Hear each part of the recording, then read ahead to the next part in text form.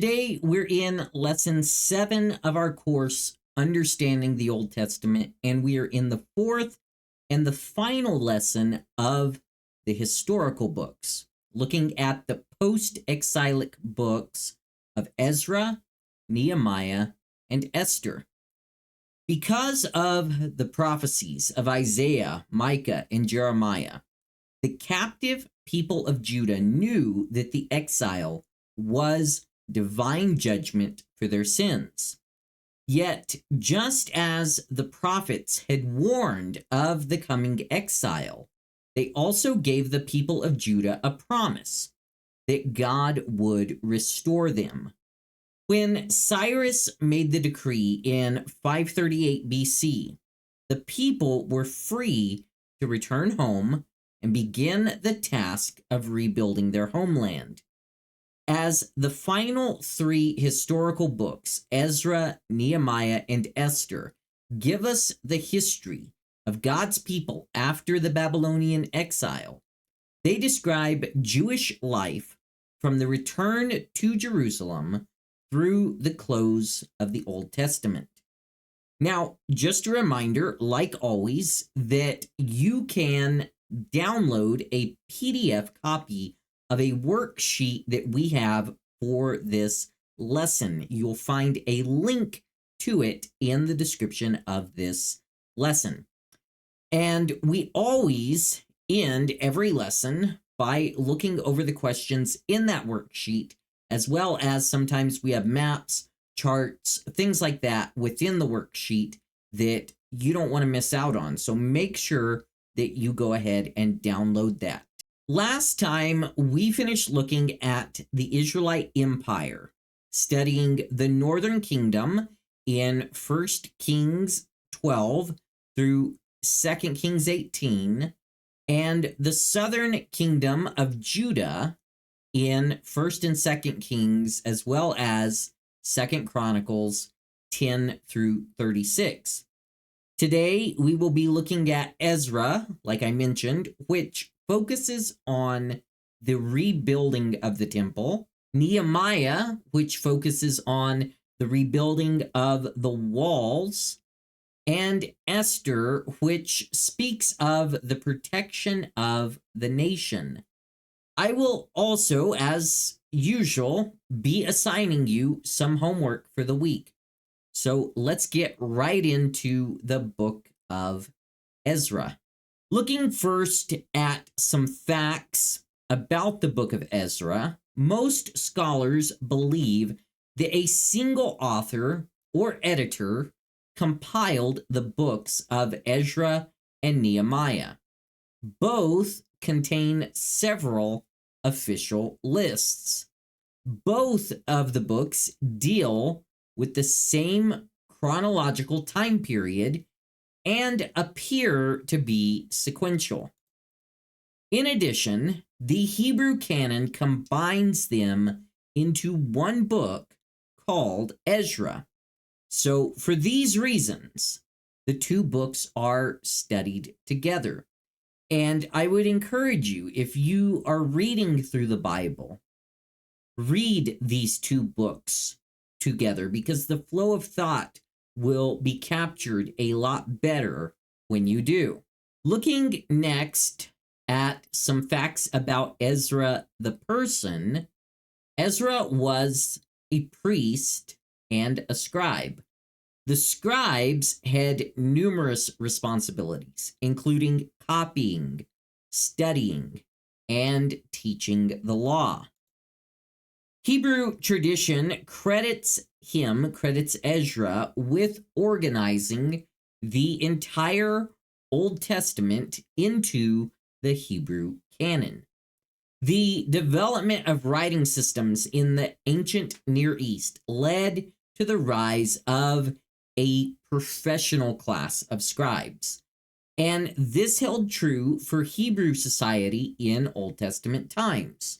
In pre-exilic Israel, these official secretaries were key figures in the religious and civil administration.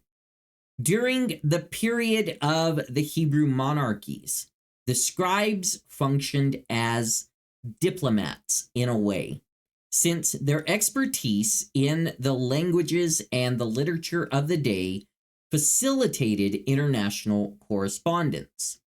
The Levites also served as scribes and recorders for the temple.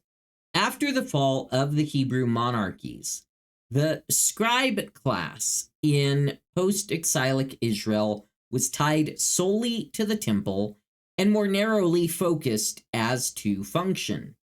These temple scribes were essentially a class of scholars who devoted themselves to copying, preserving, publishing, and interpreting the law of Moses for the Hebrew people. Ezra is oftentimes identified as the precursor of this scribe class. By New Testament times, the scribes formed a powerful and religious political class in Judaism. In fact, they became major opponents of the ministry of Jesus, accusing him of violating Jewish law. Looking at the purpose and the theme of the book of Ezra. The book of Ezra demonstrates God's faithfulness to his promise and to his people, especially through the 7 official documents or the letters that are included in the book of Ezra. We see that God sovereignly used 3 Persian kings. He used Cyrus, Artaxerxes I, and Darius to assist the Jewish nation in returning to and rebuilding their homeland. In addition, God used Ezra, Jeshua, Zerubbabel, and Nehemiah as spiritual leaders in this time of restoration. Figure 1 in your worksheet breaks down the setting and the timeline of the exile and the return. Little is known about the exiles' lives for the 70 years they were in Babylon. To return home, they had to travel approximately 900 miles, which took about 4 months. They arrived in Jerusalem to find that many Jewish family members had been killed or scattered, and their homes, as well as the temple where they had worshipped, had been burned. The book of Ezra describes the return of many of the exiles and their struggles to rebuild the temple and to restore their homeland. The outline of Ezra is also in your worksheet, and it breaks down the book into the following 5 parts. So, first, you have the first group returning from Babylon. This is in chapter 1 and 2. In chapter 3 and 4, they are at home in Jerusalem. In chapter 5 and 6, we see the new temple. In chapter 7 and 8, we see the second group returns from Babylon.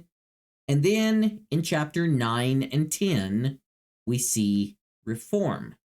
So let's take a look at each of these a little closer.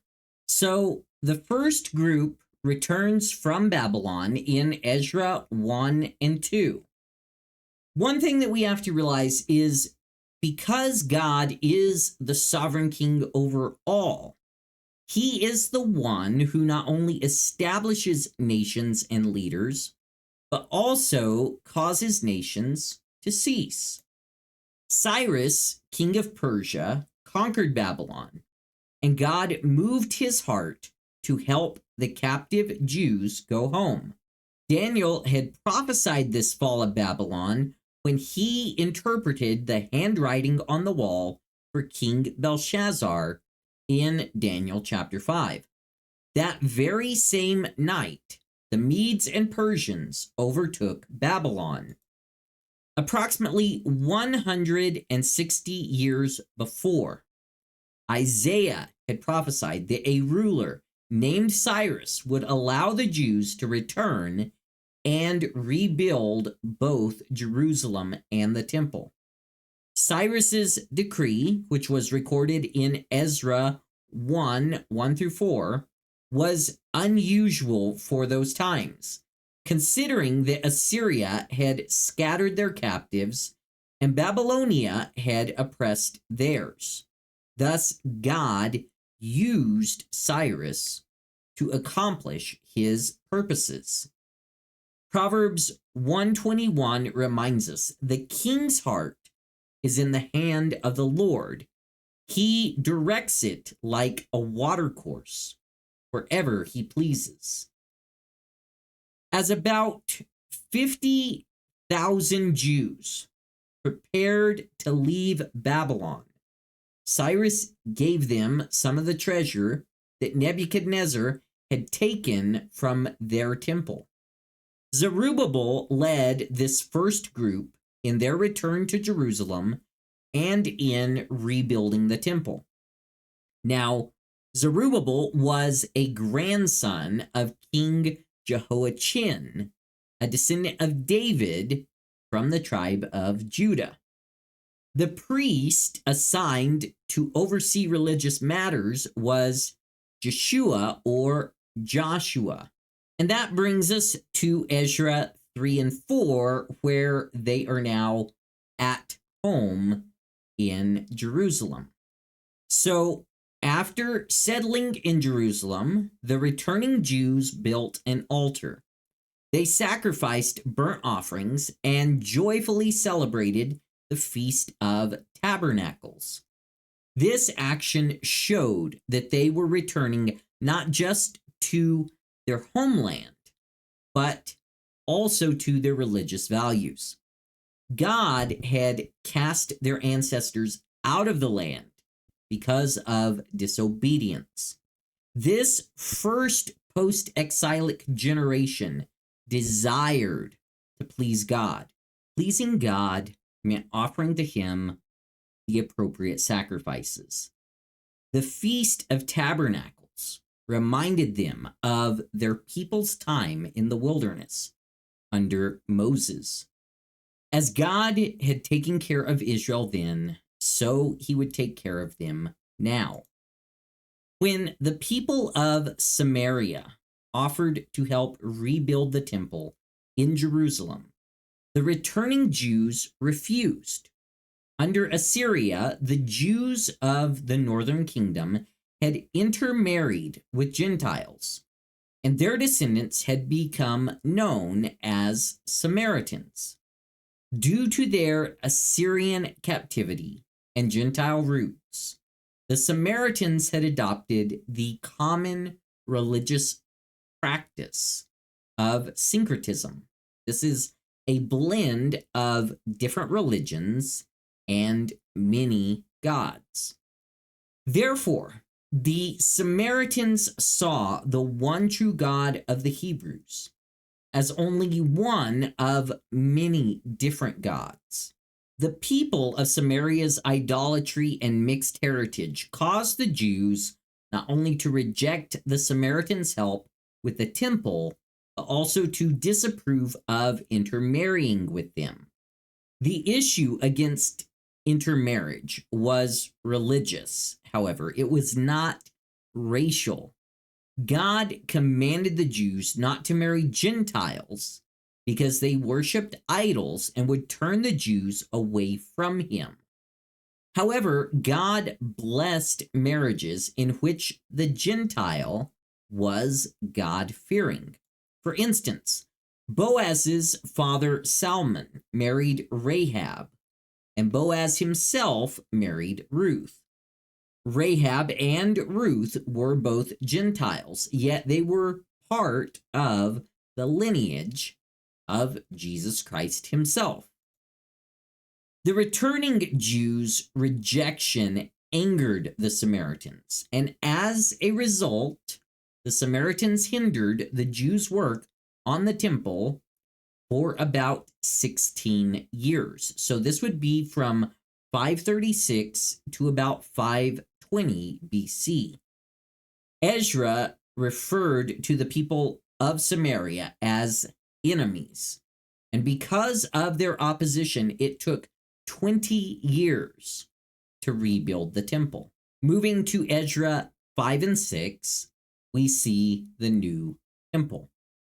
So when a new ruler named Darius came to power in Persia, he stopped the Samaritans from hindering the Jews.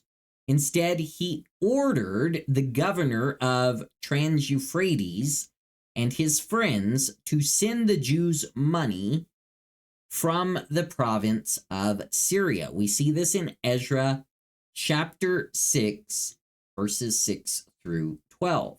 With the opposition now ended, the prophets Haggai and Zechariah urged the people to finish the temple. Haggai encouraged them to have as much concern about God's house as they had for their own houses. Within 5 years, the rebuilding of the temple was complete, taking about, like I said, 20 years in total. The Jews celebrated joyfully as they dedicated the temple. Temple sacrifices were restored in accordance with the law of Moses, and the hopes of the people who had returned were fulfilled. The second group of exiles returns from Babylon. We read about this in Ezra 7 and 8. So between Ezra 6 and Ezra 7, we have to realize that there is a gap of 60 years. Esther was queen during this period. King Artaxerxes then commissioned Ezra, a scribe who was thoroughly familiar with the law of Moses, to lead another group of Jews back to Judah. Artaxerxes gave them money for the trip, returned the remaining treasures that the Babylonians had taken from the temple, and sent an official letter to the kings along the way. This favor from Artaxerxes came because, as we read in Ezra chapter 7, verse 6, the hand of the Lord his God was on Ezra. Some Jews chose to remain in Babylon, but they helped the Jews who were returning. Zerubbabel had led the first group of 50,000 Jews back to their homeland in 538 BC. Now, in approximately 458 BC, Ezra led the second group to Jerusalem. This group included 1,700 men and between 5,000 and 10,000 women and children. The last 4 chapters of Ezra describe his journey and his work. So then in Ezra 9 and 10, we see reform. When Ezra arrived in Jerusalem, he discovered that many individuals, including some leaders, were abandoning their faithfulness and their commitment to God. They had married people who worshipped idols and given their daughters to pagan men. Ezra confronted them with their sin and led them in individual and corporate repentance. The Jews divorced their foreign wives and sent them and their children away. Now, while these decisions may seem harsh to us, especially with our Western eyes, Ezra did not want the Jews to become exiles again. These last chapters of Ezra highlight the theological emphasis of the book, including the viability of the community, repentance, covenant renewal in the post-exilic community, and reaffirmation of divine sovereignty. I have placed a chart, this is figure 2 in your worksheet, and it shows the chronology of events in Ezra and Nehemiah. The activities of the post-exilic community continue in the book of Nehemiah when the Jews rebuild the walls of the city. So, looking at some facts about Ezra and Nehemiah, Ezra and Nehemiah lived and ministered at the same time as the prophets Haggai, Zechariah, and Malachi. For this reason, some scholarly references study all of these books together. Ezra and Nehemiah were contemporaries, albeit with different backgrounds. Ezra was a scribe and priest. Nehemiah was involved in government as cupbearer and confidant to King Artaxerxes of Persia, and later he was governor in Israel. While the book of Ezra concentrates on the rebuilding of the temple, Nehemiah's writings emphasize the rebuilding of the walls around Jerusalem. Ezra led the second group of Jews back to Jerusalem, and Nehemiah led the third and the final group. The outline of Nehemiah in your worksheet can be divided into the following 4 parts. So the first thing that we see in chapter 1, verse 1 through chapter 2, verse 8 is Nehemiah being sent by King Artaxerxes. In chapter 2, verse 9 through chapter 6, verse 16, Nehemiah's mission in Jerusalem is shown to us. Then in chapter 7 through 10, Ezra brings change. And in chapter 11 through 13, we see Nehemiah's program and policies. So let's look at these more closely. Nehemiah's mission is spelled out for us in Nehemiah 1 through 6. After arriving in Jerusalem, Nehemiah led the nation as governor for 12 years. He set an example for the people, working on the wall right beside them as a servant rather than as a dictating supervisor. Nehemiah had tremendous organizational abilities, including delegation of tasks to various individuals. Because of his organizational skills and his love for the people, the Jews carried out their tasks with diligence and proper motivation. Although their enemies vigorously mocked and laughed at them, the people, under Nehemiah's leadership, did not become discouraged, but they kept working until the wall was halfway up.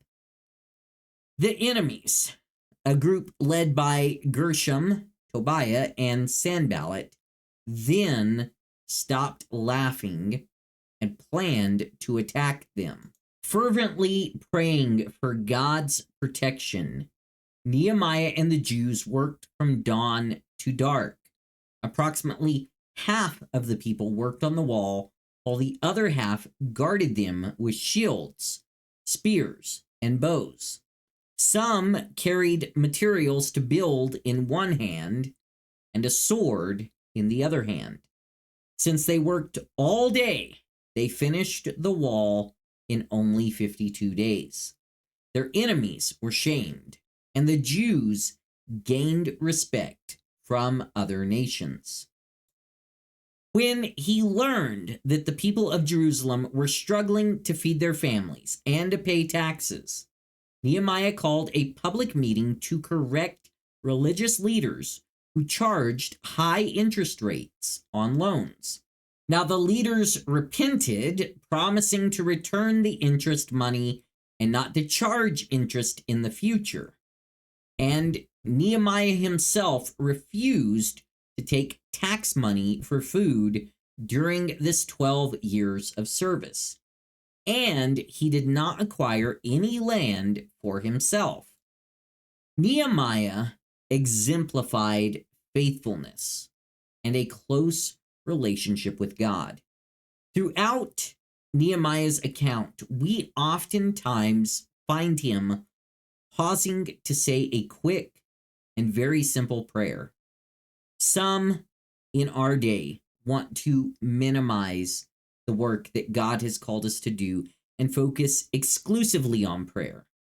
Others minimize the importance of prayer and they focus exclusively on the work that God has called us to do.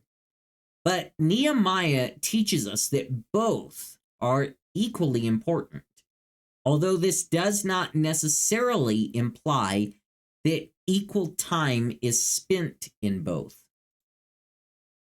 In chapter 7 through chapter 10, we see Ezra's influence.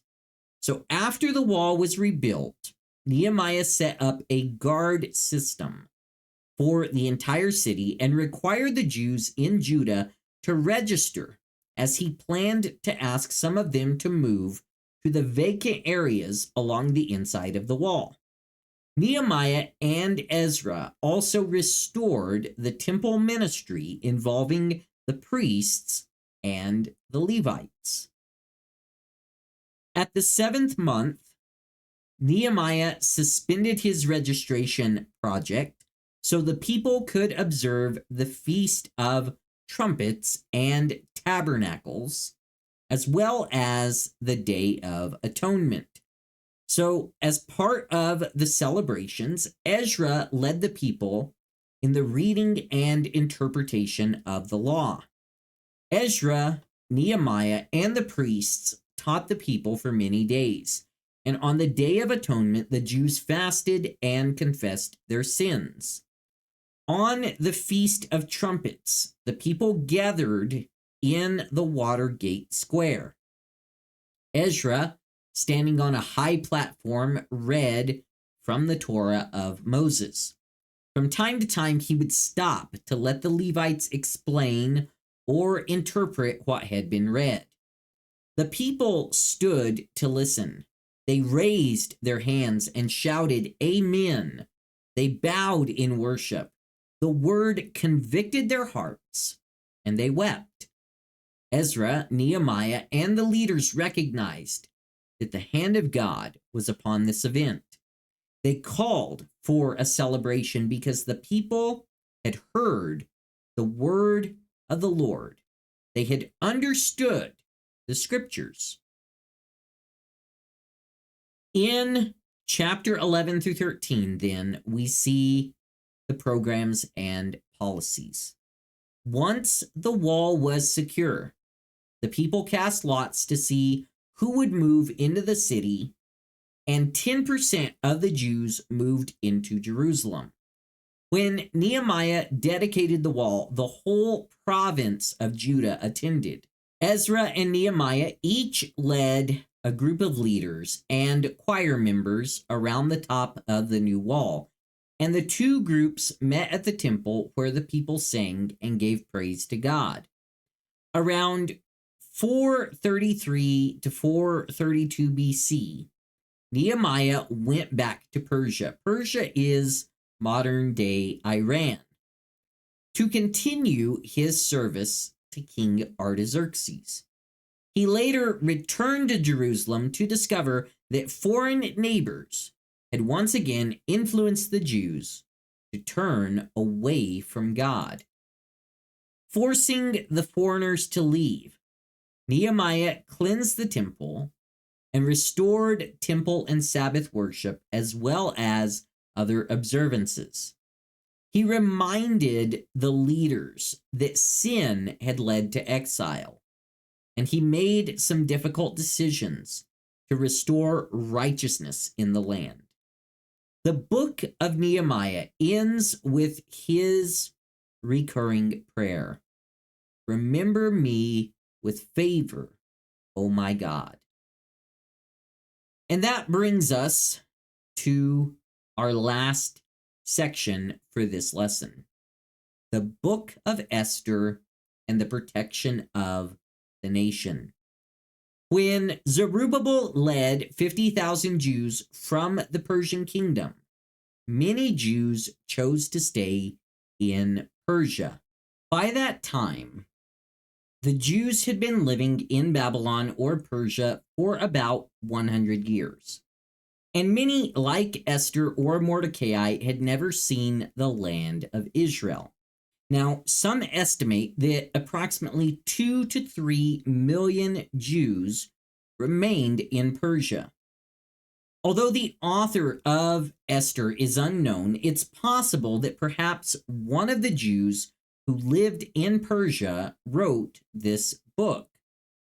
As for a timeline, the events described in Esther took place between Zerubbabel's and Ezra's returns to Jerusalem. That is, the story occurred between Ezra chapter 6 and Ezra chapter 7.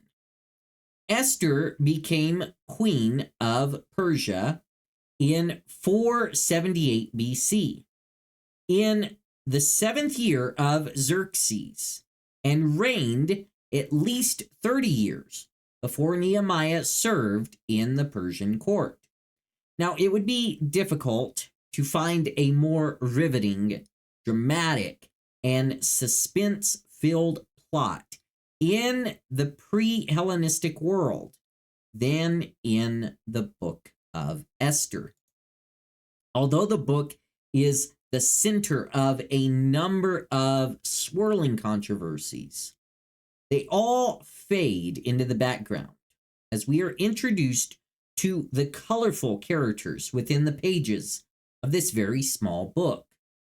You have the pompous and impressionable Xerxes, or Ahasuerus, who is thwarted by his unruly and defiant queen Vashti and repeatedly manipulated by all.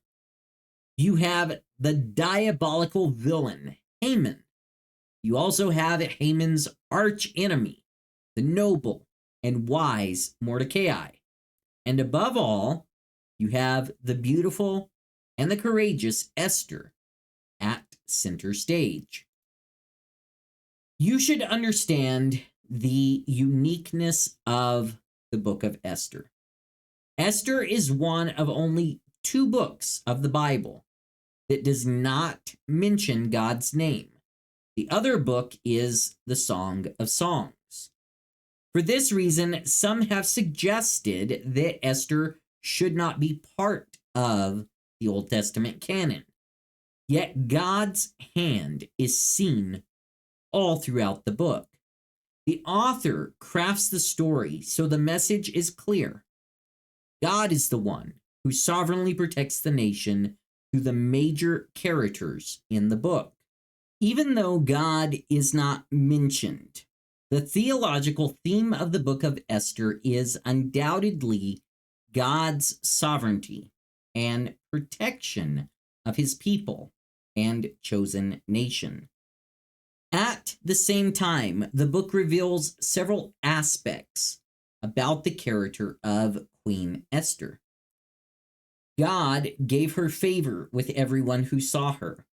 She turned to the Lord through prayer and fasting. She cared more about her people than her own life. She used wisdom in dealing with Haman, and she submitted to God's plan for her involvement in the deliverance of his people. Now, this story contains a remarkable series of coincidences. Esther happened to be selected as Vashti's successor. Mordecai happened to uncover the plan to assassinate the king. Ahasuerus happened to have insomnia on the night before Haman planned to kill Mordecai. The selection of royal chronicles read to the king that night happened to contain the report of Mordecai's good deed. These coincidences are not limited to the realm of God's people. Persian kings and royal officials also move and act under the unseen hand of the great sovereign Lord. Though God is not mentioned, he is the central character of the book. This makes the book of Esther extremely relevant for our day, for God is still sovereignly at work to save his people. One possible outline of Esther focuses on the feasts celebrated. So we would have the feast of Xerxes in chapter 1, verse 1 through chapter 2, verse 18, the feast of Esther in chapter 2, verse 19 through chapter 7, verse 10, and the feast of Purim in chapter 8, verse 1 through chapter 10, verse 3. That's one possible outline. However, we will use the following outline, which is in your worksheet. So in the first 2 chapters, Esther becomes queen. In the 3rd through the 5th chapter, Haman seeks to destroy the Jewish people. And in chapter 6 through 10, God delivers the Jews through Esther. The first 2 chapters tell us how Esther becomes queen. When Queen Vashti of Persia rebelled and refused to obey her husband, King Xerxes, a furious Xerxes sought counsel from his advisors. Now, Xerxes acted on their recommendation that Vashti be vanquished as queen. Their idea behind this whole thing was that if the queen rebels against the king, all our wives will rebel against all of us. But later, we see that he starts to regret this decision and begins to miss her. Then his advisors suggest that he choose a new, beautiful queen from the virgins of his kingdom. Among those selected was a young Jewish girl named Hadassah. Her Persian name was Esther, which meant star. An orphan, Esther had been adopted by her cousin Mordecai. After Xerxes chose Esther to be his queen, Mordecai sat at the king's gate with the royal officials, which enabled him to communicate with Esther. Because of his location, he discovered that 2 guards were plotting to kill the king. And through Esther, Mordecai reported the plot to King Xerxes, and the guards were hanged. The official records of the kingdom indicated that Mordecai had indeed spared the king's life. In chapters 3 through 5, Haman seeks to destroy the Jewish people. So sometime afterward, Haman became an advisor to the king. In fact, King Xerxes made Haman the second most powerful individual in the kingdom directly under himself, and commanded that the other nobles bow down to Haman. When Mordecai refused to bow down to Haman, this enraged Haman, who devised a plot to destroy not only Mordecai, but all of Mordecai's people, the Jews, declaring that the Jews did not obey the king's law. Haman convinced King Xerxes to sign a law to destroy them. Neither the king nor Haman was aware at this point that Queen Esther herself was a Jew. But God's plan and God's purpose was to work through Esther, warning her that she was also in danger.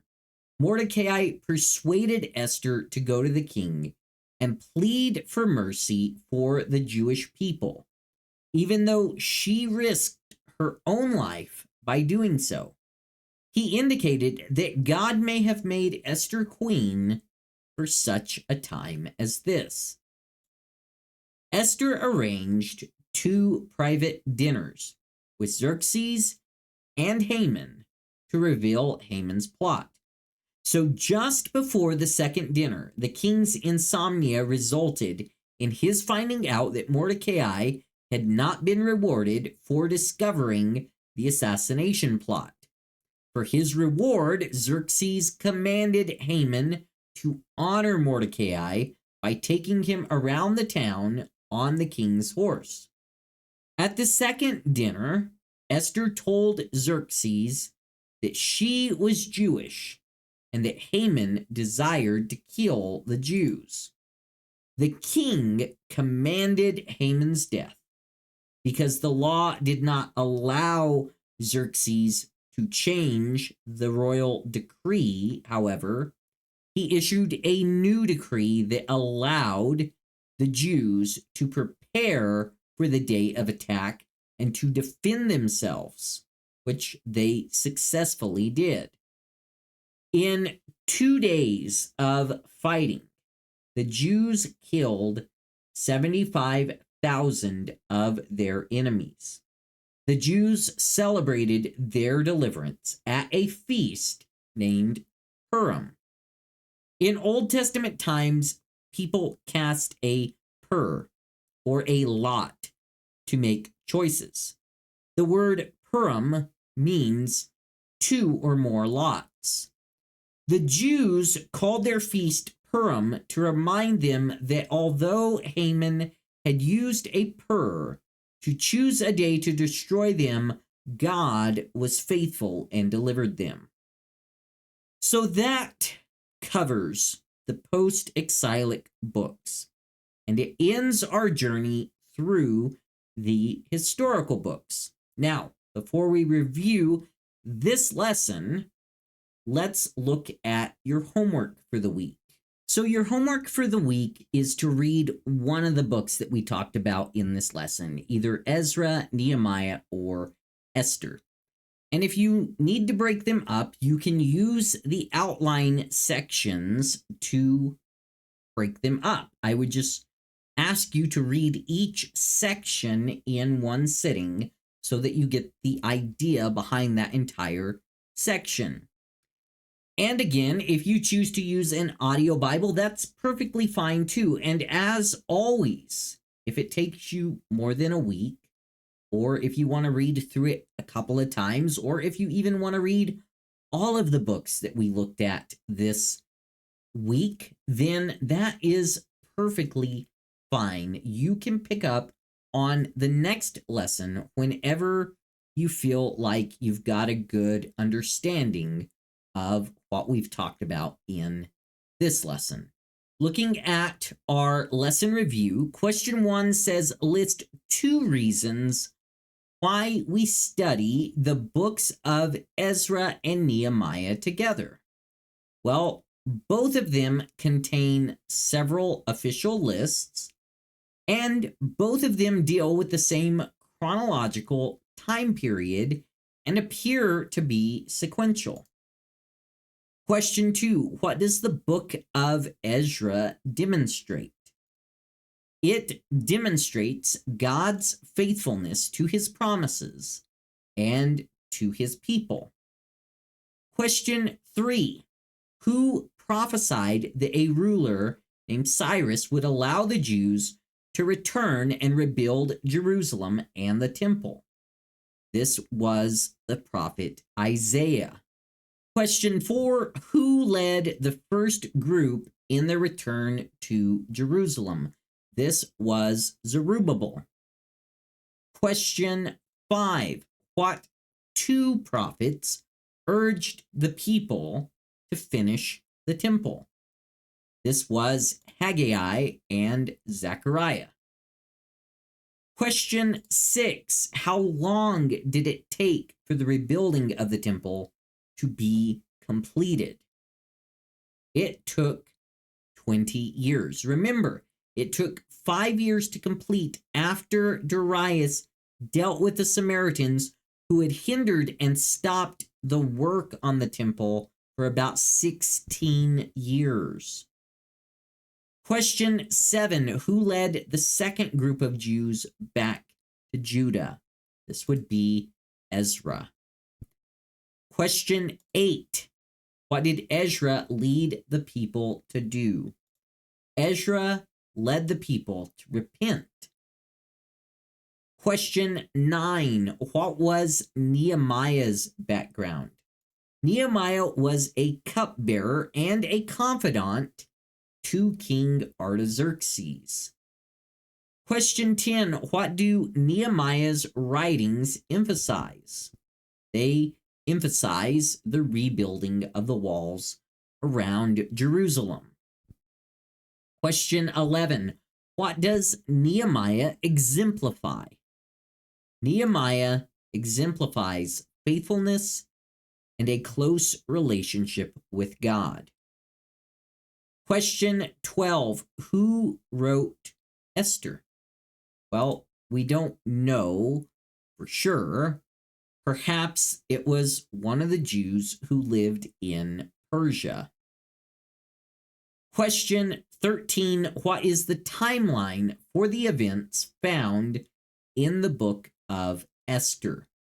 So this takes place between Ezra chapter 6 and chapter 7. This is 30 years before Nehemiah served in the Persian court. Question 14. What makes the book of Esther unique? So Esther is one of the 2 books of the Bible that does not mention God's name. Question 15. What is the theme of the book of Esther? The theme is God's sovereignty and protection of his people.